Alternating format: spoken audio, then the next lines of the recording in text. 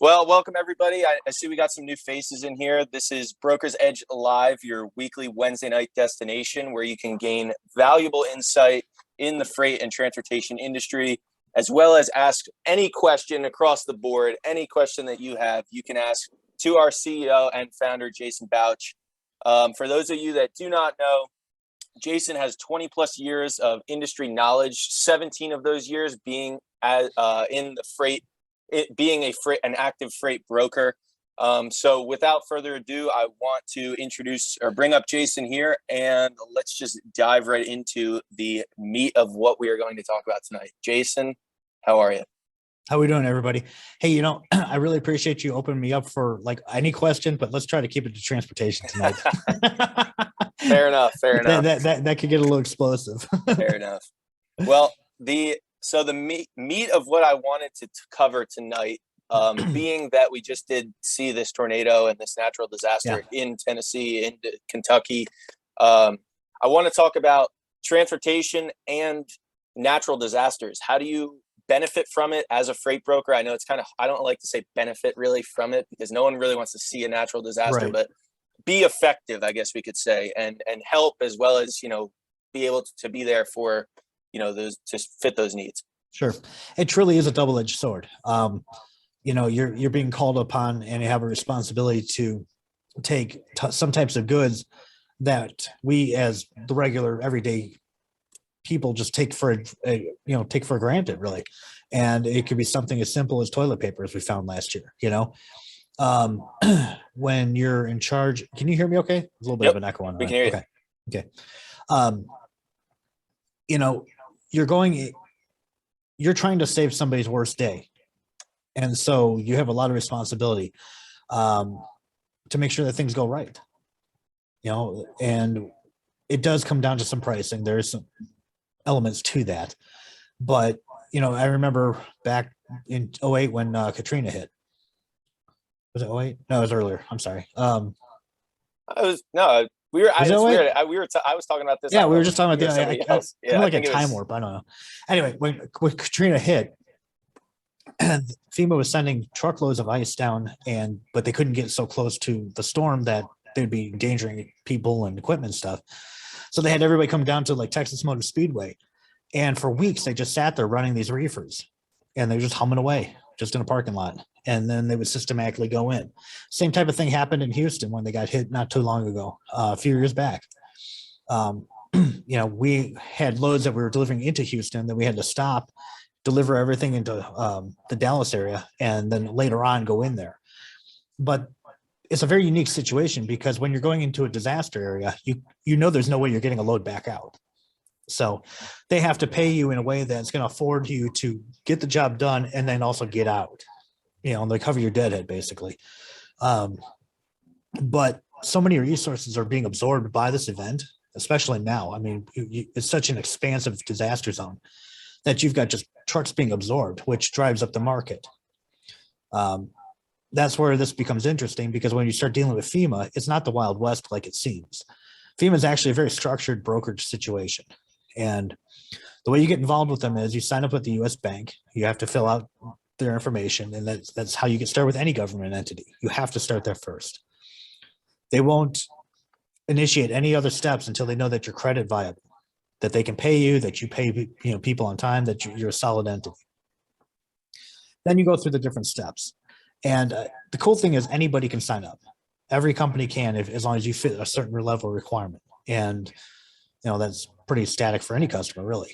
But FEMA is unique in the sense that they want $300,000 in cargo insurance. So when you go up to your insurance agent and you ask them, hey, how much is it going to cost for $300,000? They're going to say, you're working for the government. They're the only ones that ask for this type of shit. Yeah. Once you complete all the steps, then you'll be invited to their RFP. You're really going to be useless up until that point, unless they get just super desperate. And the stories that you heard where, trucks were getting paid $5,000 and $10,000 to do all this different stuff during Katrina has stopped. It's a much more organized system now. And it had to do with a lot of the politics that were going on at that time. A lot of people were in bad positions because they were being given jobs that they really just didn't belong in.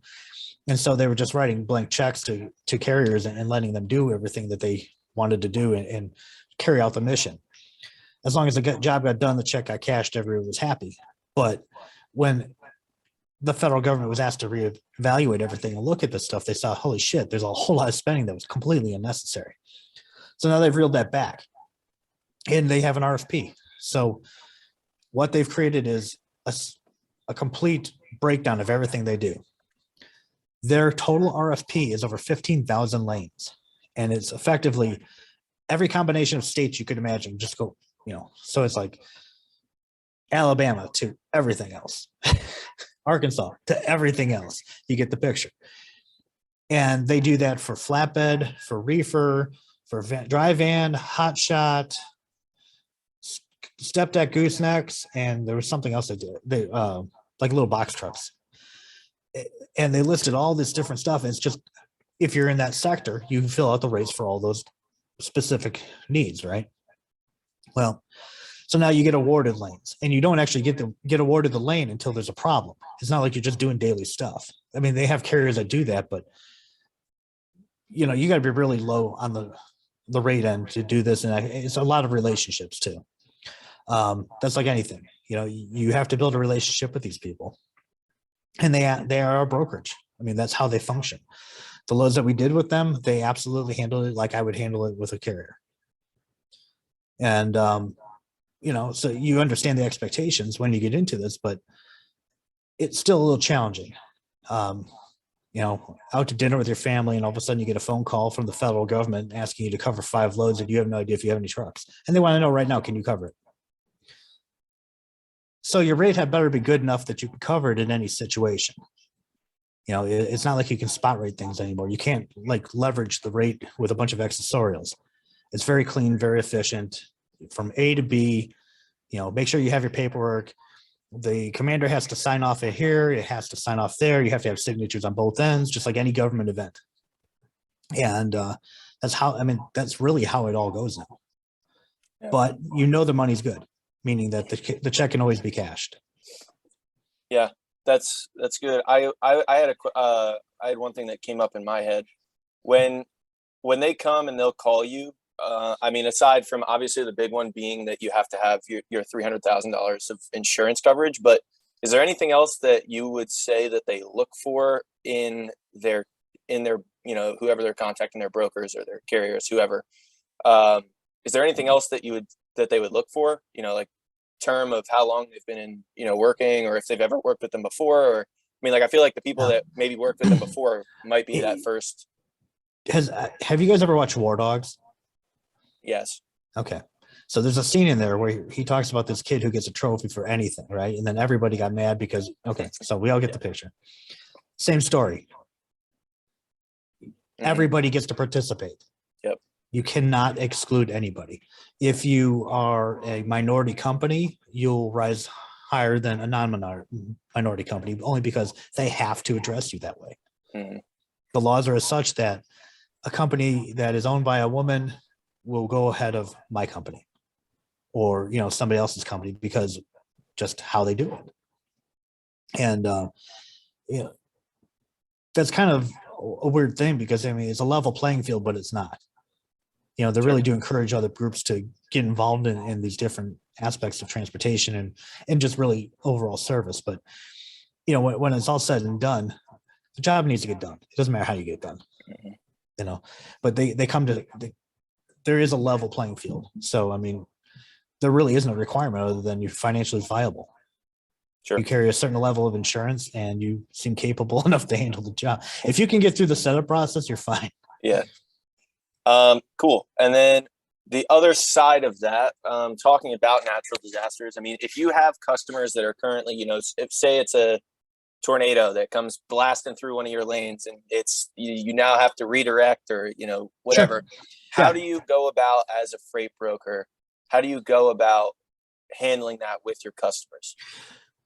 Okay, well, we're talking about the not FEMA stuff, right? Yeah, no, correct. Okay. Your current customers that you're working with. Okay, well, the way that works is, by JD, what happened to you? I saw you there for a second, buddy. Hey, there he is. You can't hide from me. Come on. So what'll happen is, I mean, everybody knows there's a storm, right? It makes news. It's not some hidden event. It's not like wind in the pass up in Wyoming, and you're in Salt Lake and weather's good here. I'm in Denver. Weather's good here. What are you talking about? It makes massive amounts of noise. So in the event of, like I said, with Houston, they want you to try, but there's a certain point to which you can't. So it depends on the relationship with the customer. Some customers aren't going to want to try to absorb that additional cost, unfortunately, but it's not the carrier's fault. So it becomes a little bit of a free for all in a way. The customers then got to decide, where do they want to store the product? What are they going to do until they can take the product in? Is this an event where we have to turn the truck around and just give it back to the shipper? In that case, you'd get paid to return the product, but a lot of times they'll opt to just divert it to another location, store it until it can be utilized or reabsorbed into their network.